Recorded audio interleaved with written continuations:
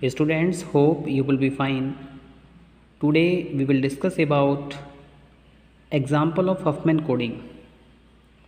Huffman coding lossless compression algorithm का एक best example है जिसमें हम मिन हीप क्रिएट करते हैं। सबसे पहले हम एक एरे को क्रिएट करते हैं, इसके बाद में हम उनमें से दो नोड्स जिनकी मिनिमम फ्रीक्वेंसी होती है उनको सिलेक्ट करते हैं। सिलेक्ट करने के बाद में हम एक इंटरनल नोड क्रिएट करते हैं। इंटरनल नोड क्रिएशन के बाद में हम एक नोड लेफ़्ट चाइल्ड हो जाता है और एक आपका राइट चाइल्ड हो जाता है। नाउ स्टूडेंट्स, जैसे कि आपको इस एग्जांपल में बताया गया है, हमारे पास में कैरेक्टर्स हैं ABCDEF। इनकी फ्रीक्वेंसीज़ यहाँ पर दे रखी हैं 5, 9, 12, 13, 16, 45। अब सबसे पहला हमारा जो स्टेप है वो ये है, build a min heap that contain 6 nodes where each node represent root of the tree with single node. यहाँ पर जितने भी कैरेक्टर्स हैं वो सारे के सारे मिन हीप में आएंगे और ये 6 नोड्स हमारे पास में हैं 1, 2, 3, 4, 5, 6। और ये जितने भी नोड्स हैं वो रूट को रिप्रेजेंट करते हैं एक हफमैन ट्री के, और जिसमें ये क्या है, एक सिंगल नोड को रिप्रेजेंट कर रहे हैं, मल्टीपल नोड को रिप्रेजेंट नहीं कर रहे हैं। नाउ स्टूडेंट्स, तो सबसे पहले हमें क्या करना है, अगर हमारे पास में 6 कैरेक्टर्स हैं तो इसका मतलब क्या हुआ, 6 नोड हैं, ये सब अपने आप को एक रूट की तरह रिप्रेजेंट करेंगे हफमैन ट्री में और विद सिंगल नोड इनके पास में होगा। अब देखिए, सबसे पहला जो दूसरा स्टेप था, extract 2 minimum frequency nodes from min heap, add a new internal node with frequency 5 + 9 = 14। देखिए, सबसे पहला जो टास्क है वो आपको यहाँ पर ये करना है कि सबसे पहले मिनिमम फ्रीक्वेंसी फाइंड आउट करनी है। अगर मैं यहाँ पर देखूँ तो मेरे पास में जितनी भी 6 नोड्स हैं,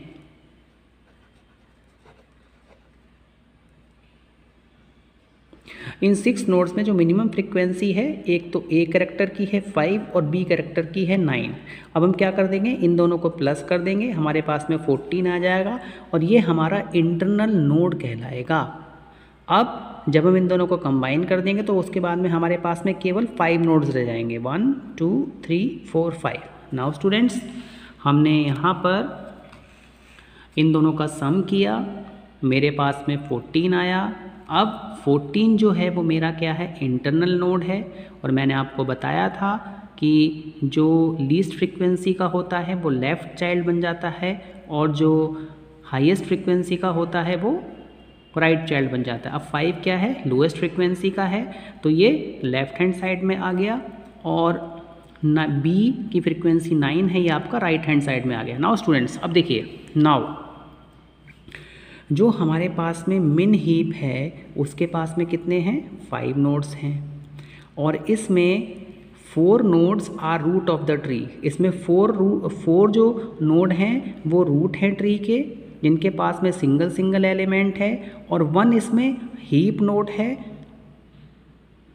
और वो रूट है जिसके पास में 3 एलिमेंट्स हैं। देखिए, अगर मैं इसको देखूं तो मेरे पास में 4 तो ये रह गए, 4 मेरे पास में क्या है, नोड्स हैं जो कि रूट हैं 3 के, जिनके पास में सिंगल एलिमेंट है, और एक मेरे पास में क्या है, हीप नोड है, जिसमें इसके पास में कितने एलिमेंट्स हैं, 3 एलिमेंट्स हैं। एक तो 14 हो गया इंटरनल नोड, दूसरा ए जो कि लेफ्ट हैंड चाइल्ड है और बी जो कि राइट हैंड चाइल्ड है। नाउ स्टूडेंट्स, अब देखिए, जो मेरा इंटरनल नोड था वो क्या था, 14 था, वो कौन से पे था, आपका हीप नोड है, और जो बचे हुए थे मेरे पास में 4 नोड्स थे वो क्या हो गए, मेरे पास में रूट नोड हो गए। तो इस तरीके से मेरे पास में 5 नोड्स। अब देखिए, सी की फ्रीक्वेंसी 12 हो गई, डी की 13 हो गई, ये जो इंटरनल नोड हमने बनाया उसकी फ्रीक्वेंसी 14 हो गई, ई की 16 है और 45 है। नाउ इंटरनल नोड जो बनता है वो आपका कॉम्बिनेशन से बनता है, ऐसे कैरेक्टर्स के कॉम्बिनेशन से जिनकी फ्रीक्वेंसी बहुत कम होती है। नाउ स्टूडेंट्स, अब यहाँ पर भी हमें वही टास्क करना है, 5 नोड्स में से सबसे कम फ्रीक्वेंसी किसकी होगी वो हमें दो कैरेक्टर्स यहाँ पे फाइंड आउट करने हैं। अगर देखें तो 12 है और क्या है 13 है मेरे पास में। Now extract 2 minimum frequencies nodes from heap, add a new internal node with frequency 12 + 13। कितना हो गया, एक नया इंटरनल नोड मेरे पास में आया। जैसे कि मैंने आपको बताया मिनिमम है फ्रीक्वेंसी तो वो कैरेक्टर लेफ्ट हैंड साइड में चला जाता है और हाईयर फ्रीक्वेंसी वाला जो कैरेक्टर होता है वो राइट हैंड साइड में चला जाता है। तो अगर आप इसको एनालाइज करेंगे तो आपको ये पता चलेगा कि जो C है उसकी फ्रीक्वेंसी 12 है, इट मीन्स ये लेफ्ट साइड में आ जाएगा। D है उसकी फ्रीक्वेंसी क्या है 13 है, तो ये आपका राइट हैंड साइड में आ गया। नाउ स्टूडेंट्स, अब हमारे पास में जो ट्री होगा उसमें मेरे पास में 4 नोड्स होंगे, जिसमें कि 2 नोड तो ऐसे होंगे जो रूट होंगे जिनके पास में सिंगल एलिमेंट होगा और 2 मेरे पास में हीप नोड होंगे। Now students, now min heap contains 4 nodes where 2 nodes are root of the trees with single element each and 2 heap nodes are root of the tree with more than 1 node। देखिए अब मेरे पास में यहाँ पे 4 nodes आ गए। ये मेरे क्या हैं रूट नोड हैं और ये 14 और 25 ये क्या है मेरे पास में हीप नोड हैं। और इसमें 14 क्या है कॉम्बिनेशन है A एंड B का और जो 25 है वो कॉम्बिनेशन है C और D का। मीन्स इसमें हमारे पास में एक से ज़्यादा नोड हैं, वही यहाँ पे लिखा गया है more than 1 node. Now students, अब सेम वही प्रोसेस मुझे फॉलो करनी है। इन दोनों में से मिनिमम फ्रीक्वेंसीज को मुझे फाइंड आउट करना है। Extract 2 minimum frequencies nodes, add a new internal node with frequency.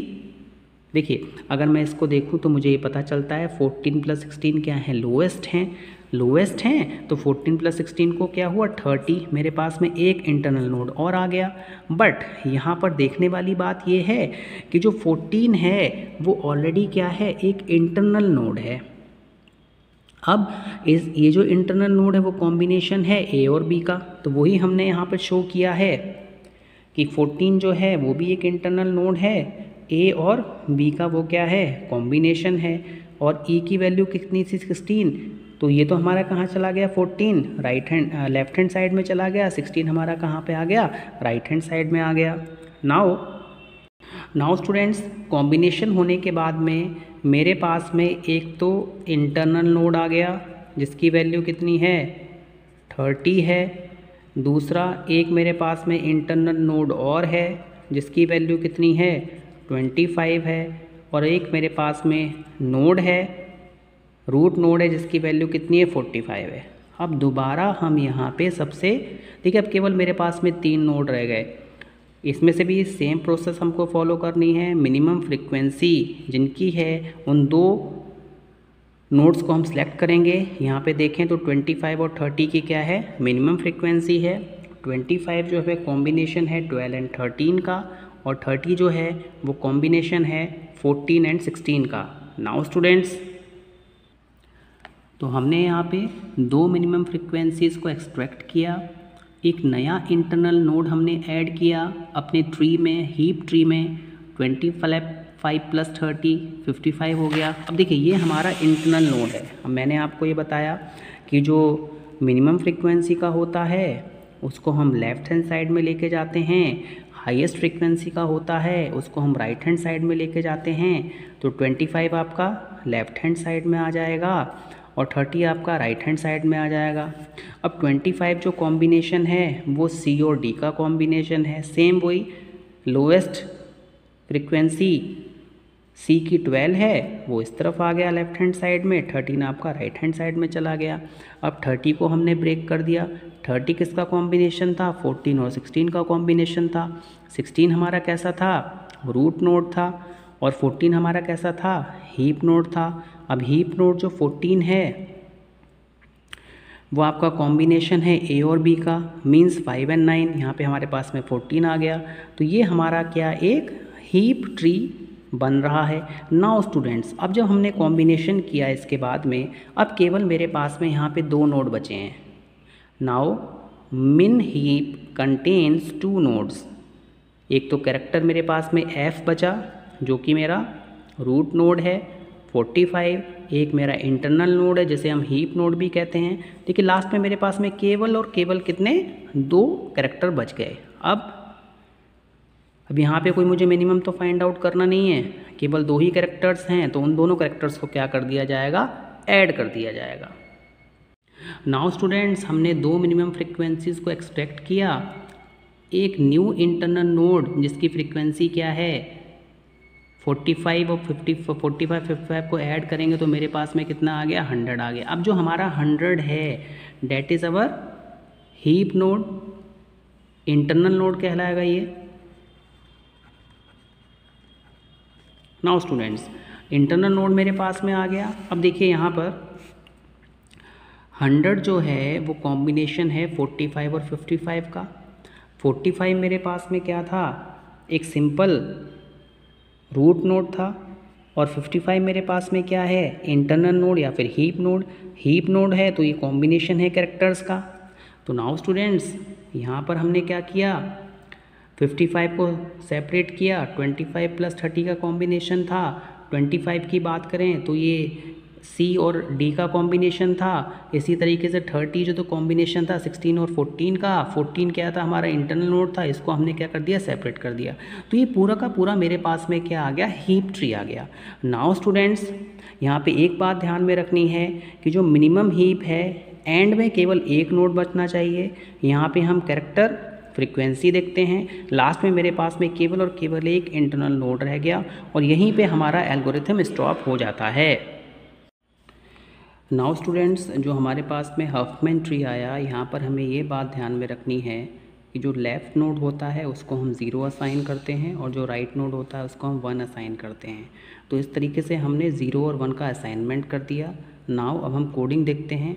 देखिए अगर मैं f की बात करूँ तो इसको जो कोड वर्ड असाइन होगा वो क्या होगा, 0 होगा। c की बात करें तो c तक 1 0 0 वही यहाँ पे मेंशन किया गया है। इसी तरीके से अगर मैं d की बात करूँ 1 0 1, a की बात करें 1 1 0 0, b की बात करेंगे तो 1 1 0 1। इसी तरीके से जो e को कोड असाइन होगा क्या होगा, 1 1 1। तो हफमैन कोडिंग में हमें ये ध्यान में रखना होता है कि जो लेफ़्ट साइड का जो नोड होता है उसको 0 असाइन करते हैं और जो राइट साइड का नोड होता है उसे हम क्या करते हैं, 1 असाइन करते हैं। इस तरीके से हफमैन जो होता है, कोडिंग होती है, उसमें जितने भी कैरेक्टर्स होते हैं उन सब के लिए एक यूनिक कोड असाइन किया जाता है। Hope you have understood this lecture. Thank you very much.